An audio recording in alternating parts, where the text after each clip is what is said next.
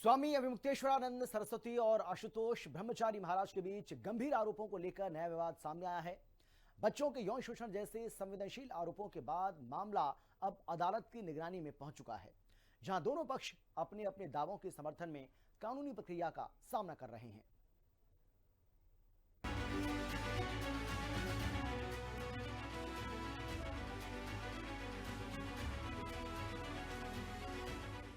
जगत गुरु रामभद्राचार्य के शिष्य आशुतोष ब्रह्मचारी महाराज ने 8 फरवरी को प्रयागराज के स्पेशल पॉक्सो कोर्ट में केस दायर का आरोप लगाया कि शंकराचार्य अभिमुक्तेश्वरानंद के शिविर और गुरुकुल में नाबालिग बच्चों का यौन उत्पीड़न किया जाता है। शिकायत में कहा गया कि गुरुकुल की आड़ में बच्चों से निजी सेवा, भीड़ जुटाने, कार्यक्रमों में काम कराने और पालकी उठवाने जैसे काम कराए जाते हैं।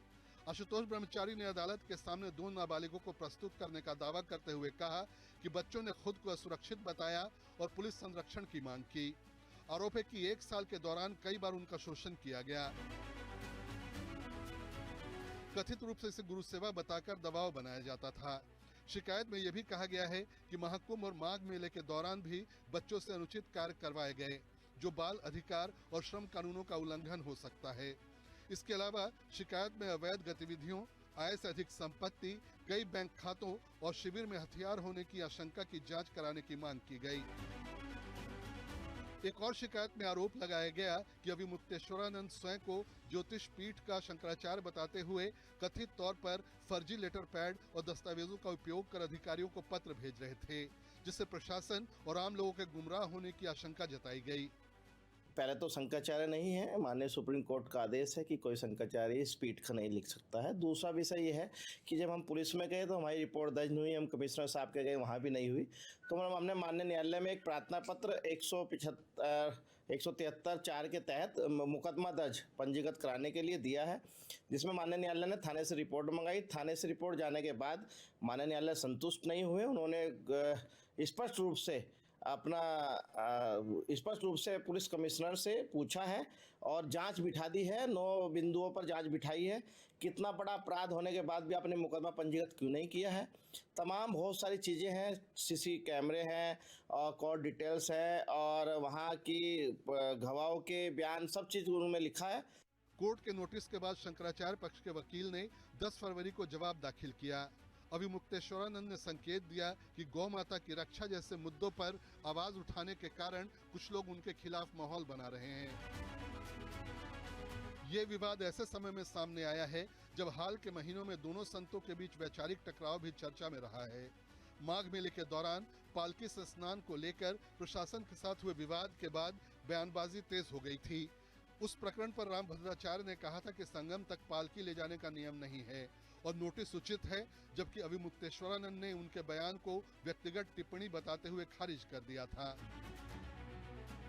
माघ मेले में एक दूसरी घटना में पुलिस की तरफ से शंकराचार्य की पालकी रोके जाने पर उनके शिष्यों और पुलिस के बीच धक्का मुक्की भी हुई।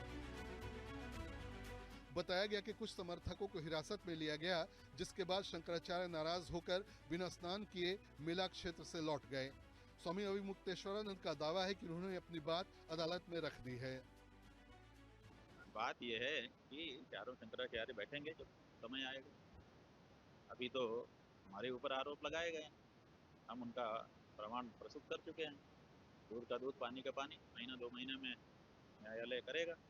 बहुत देर थोड़े लगेगी इस तरह के एक्ट में। इसमें तो विचारण जल्दी होना चाहिए, तो विचारण होगा। और दूसरी बात यह है कि इस एक्ट में ये नियम है कि इस एक्ट में ना तो बच्चे की पहचान को सामने किया जाए, ना तो दूसरे किसी की पहचान को सार्वजनिक किया जाए, फिर भी वो लोग करते चले जा रहे हैं। इसका मतलब है कि वो ये नहीं चाहते हैं कि इसका निराकरण हो, वो ये चाहते हैं कि इनका नाम बदनाम किया। तो नाम बदनाम करने के लिए वो आगे बढ़े हुए। क्या जनता ये समझती नहीं है? जनता सब समझ रही है, सब देख रही है कि तुम क्या कर रहे हो। आशुतोष ब्रह्मचारी शामली जिले के कांदला क्षेत्र से आते हैं। साल 2022 में रामभद्राचार्य से दीक्षा लेने के बाद से वो सन्यासी जीवन अपना चुके हैं और एक धार्मिक ट्रस्ट से जुड़े हुए हैं। वहीं अभिमुक्तेश्वरानंद ज्योतिष पीठ से जुड़े प्रमुख संतों में गिने जाते हैं और विभिन्न धार्मिक और सामाजिक मुद्दों पर मुखर रहे हैं। कानूनी विशेषज्ञों का मानना है कि पॉक्सो जैसे संवेदनशील मामलों में अदालत तथ्यों और साक्ष्यों के आधार पर ही आगे की कार्रवाई तय करती है।